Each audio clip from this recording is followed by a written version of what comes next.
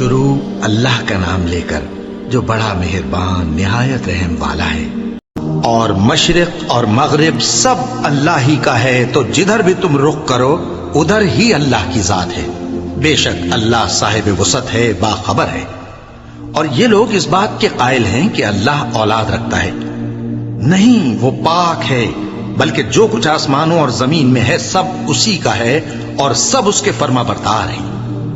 وہی آسمانوں اور زمین کا پیدا کرنے والا ہے، اور جب کوئی کام کرنا چاہتا ہے تو اس کو ارشاد فرما دیتا ہے کہ ہو جا، تو وہ ہو جاتا ہے۔ اور جو لوگ کچھ نہیں جانتے یعنی مشرک، وہ کہتے ہیں کہ اللہ ہم سے کلام کیوں نہیں کرتا یا ہمارے پاس کوئی نشانی کیوں نہیں آتی۔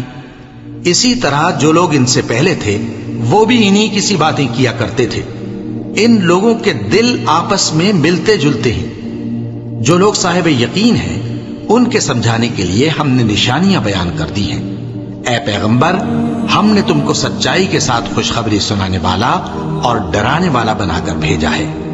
اور اہل دوزخ کے بارے میں تم سے کچھ پرسش نہیں ہوگی، اور تم سے نہ تو یہودی کبھی خوش ہوں گے اور نہ عیسائی، یہاں تک کہ ان کے مذہب کی پیروی اختیار کر لو۔ ان سے کہہ دو کہ اللہ کی ہدایت یعنی دین اسلام ہی ہدایت ہے۔ اور اے پیغمبر، اگر تم اپنے پاس علم یعنی وحی الہی کے آ جانے پر بھی ان کی خواہشوں پر چلو گے تو تم کو اللہ کی پکڑ سے بچانے والا نہ کوئی دوست ہوگا نہ کوئی مددگار۔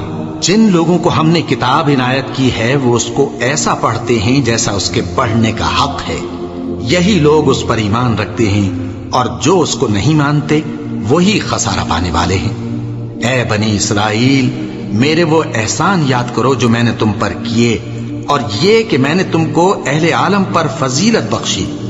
اور اس دن سے ڈرو جب کوئی شخص کسی شخص کے کچھ کام نہ آئے، اور نہ اس سے بدلہ قبول کیا جائے، اور نہ اس کو کسی کی سفارش کچھ فائدہ دے، اور نہ لوگوں کو کسی اور طرح کی مدد مل سکے۔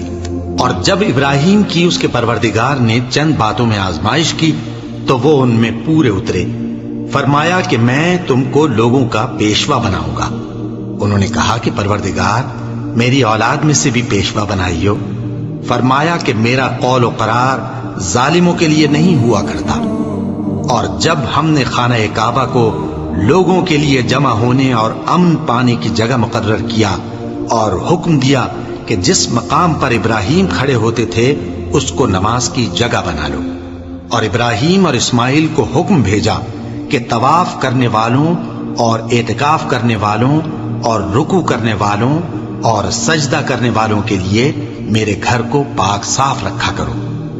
اور جب ابراہیم نے دعا کی کہ اے پروردگار، اس جگہ کو امن کا شہر بنا، اور اس کے رہنے والوں میں سے جو اللہ پر اور روز آخر پر ایمان لائیں ان کے کھانے کو میوے عطا فرما، تو اللہ نے فرمایا کہ جو کافر ہوگا میں اس کو بھی کچھ مدت تک سامان زندگی دوں گا، مگر پھر اس کو عذاب دوزخ کے بھگتنے کے لیے مجبور کر دوں گا، اور وہ بری جگہ ہے۔